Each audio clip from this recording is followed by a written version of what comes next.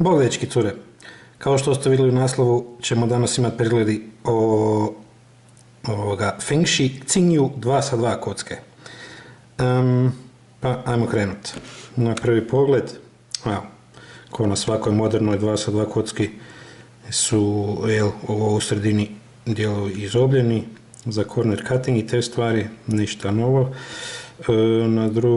Druga stvar koju vidimo je da se centri ovoga sastoje od 2 komada, znači unutarnji dio na kojem je gljivica koja ulazi u unutarnji mehanizam i na njoj ima ova kapica, jel? Dakle, vidi se da su 2 dijela. Eto, to je što se vidi na prvi pogled. Što se tiče naljepnica, je prva i osnovna razlika da na bijeloj kocki ima crne naljepnice, a na crnoj je bijele, naravno.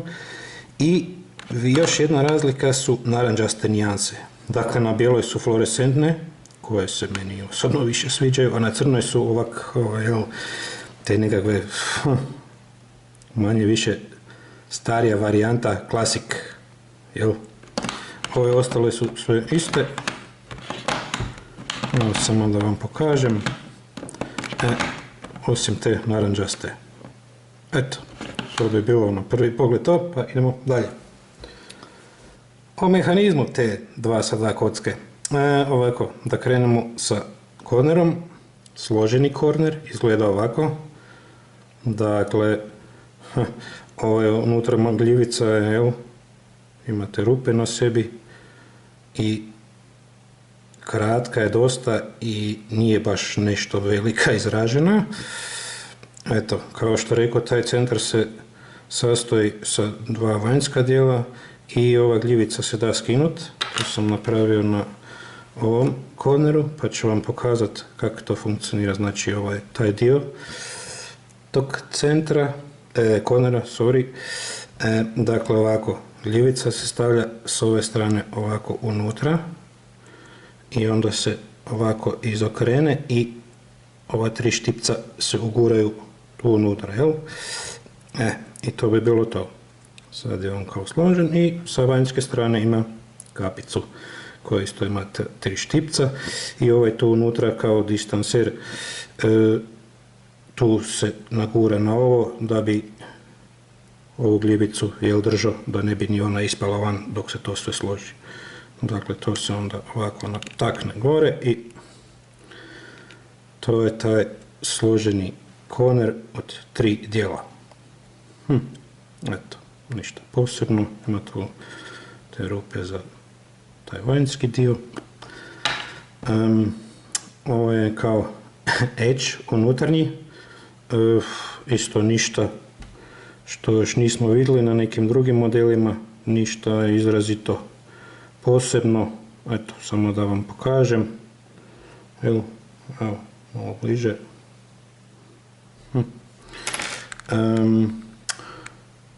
Taj unutarnji dio njega, nemam sad, jel možete vidjeti, možete.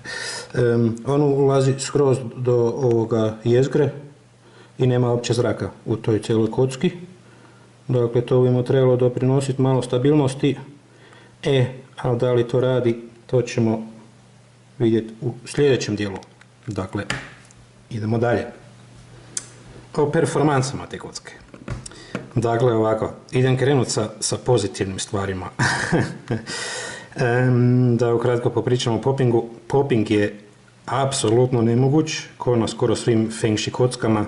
Dakle, kad ga želite rastaviti, morate otpuštati šarafe, ne skroz do kraja, ali dosta ih morate otpustiti da bi uopće mogli izvaditi korner van.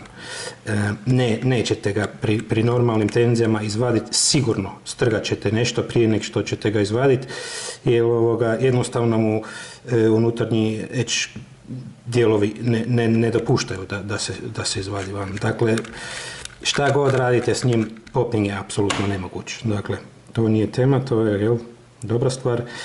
Što se tiče brzine te kocke, ova kocka je vrlo, vrlo brza. Dakle, i bez podmazivanja je ona iznimno brza. ne je sad puno brža od nekih kocaka konkurencije i nije baš puno brži od svog prethodnika, znači Fengshi Shishuanga, ali malo je brži. Da li mu to ide u korist ili ne, o tom ću još pričat. Uglavnom, brze, stvarno je brzo. Nema šta drugo čovjek za reći. Idemo dalje. Corner cutting, da vam na brzinu pokažem, malo manje od 45. Malo manje od 45, dakle, i po tome nije baš najbolji na tržištu. Evo, reverse, isto ne baš previše, ali 45 mu ne da.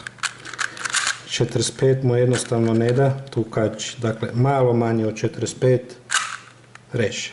Eto, to bi bilo to u corner cuttingu. Idemo na negativne stvari.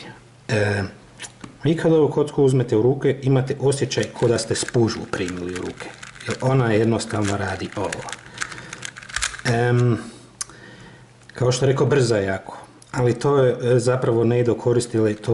Ti koneri su tak nestabilni da je to čudo jedno. Ja uopće nemam ga s čim usporediti što se toga tiče, jer nema takve kocke koja to radi, 2 sa 2 kocke. Jako loše. Feeling jako loš. Eto. Da ostanem objektivan, još ću poslije pričati o svojem osobnom mišljenju o tome. Jednostavno, kad radite niz algoritmi, ona se tako deformira da jednostavno, neugodna je. Vrlo je neugodna jer je jednostavno nestabilna. Kako god vi okrećete, vi osjetite da se koneri miču i dok to radite u brzim pokretima se cijela kocka deformira. Cijelo vrijeme to radi. Dakle, to je što se tiče performansi ogroman jedan minus koji jednostavno uništava njenu brzinu i sve druge osobine koje ona ima. Eto, to bi ukratko bilo to što ja mogu objektivno reći o njenim performansama. Zato ću sad odmah prijeći na osobne misli da još malo popričam o tome što ja osobno o tome imam za reći. Eto, pa ajmo dalje. Evo moje osobno mišljenje. Da krenemo ovako. Ovo moj prethodnik, dakle Fengshi Shishuang. Tu se desila slična priča, po mom mišljenju, koja se desila, vi koji ste već malo duže u tome sigurno znate priču, dakle, VT2 verzija 1 i VT2 verzija 2. Slične stvari su se desile. VT2 verzija 1 je bila odlična, jedna 2 sa 2 kocka i oni su htjeli poboljšati tu kocku i izbacili verziju 2 koja je bila puno gorija, puno nestabilnija i ista slična priča kao na ove dve kocke. Dakle, Fengshi Shishuang, samo da vam pokušam pokazati ovoga razliku. Gledajte kako je ovo, jednostavno se ne izmiče nikuda. To je solidna jedna kocka koju ja osobno skoro pa preferiram skupa sa moju Lingpom, mi je najbolja od svih 2 sa 2 koje sam ja ikad uzeo u ruke. Ovo je definitivno korak unatrag i to daleki korak unatrag po mom mišljenju. Nije mu ni blizu, nije mu do koljena. Jednostavno, evo, kao što rekao, vi kad to uzmete u ruku ko da ste uzeli spužvu u ruke i kad pokušate raditi nizove algoritmi i vam se dešavaju evo, mislim, ovo je sad malo pretjerano, jel? Ali ne, jednostavno ne, nikako. Meni nije legla osobno i puno drugih ljudi koje sam čuo su rekli slične stvari, tako da ja što se te kocke tiče, ne, 0 bodova, jednostavno ne znam šta bi vam drugo rekao.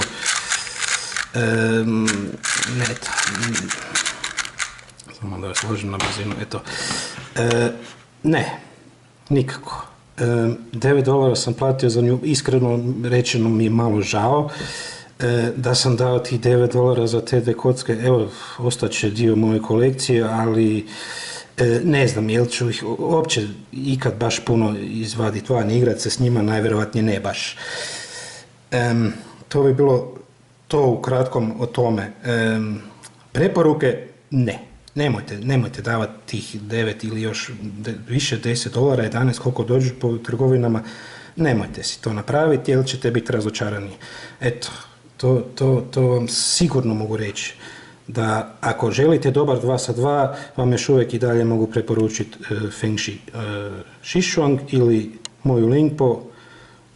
To su za mene najjače 2 sa 2 kocke koje su momentalno na tržištu.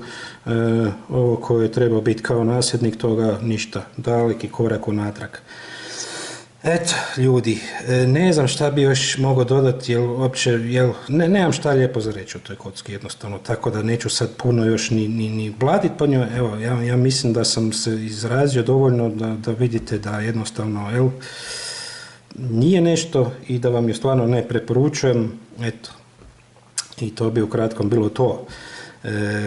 Ovako, ovaj put neću staviti u nastavak kao snimku kako se ja s njom igram, zato što sam ja već prije snimio 2 average-a od 12 i uploadao sam to na YouTube pod Unlisted i ostavit ću vam u opisu videa linkove za ta 2 videa. Dakle, ako se hoćete pogledati kako sam ja napravio average 2 na njoj i kako se ja mučim na njoj, slobodno pogledajte. Uglavnom, da vam još dodam nešto u vezi toga, ja vam inače nisam najbrži Cuber na 2 sa 2 kockama, meni je momentalni prosjek nekih 8 sekundi možda, dakle dosta sam spor zapravo. Na ovoj kocki sam jedva izvukao prosjek od 10. Znači, 2 sekunde sam spori na njoj i ako si pogledate jedan od ta 2 videa ili oba 2 ćete vidjeti kako se ja stvarno mučim s njom i kako mi bježi jednostavno dok okrećem algoritme. Eto, bit će vam jasni kad si pogledate. Ljudi moji, eto, to bi bilo to za danas. Budite mi dobri, vidimo se u ovom sljedećem videu. Pozdrav, bok!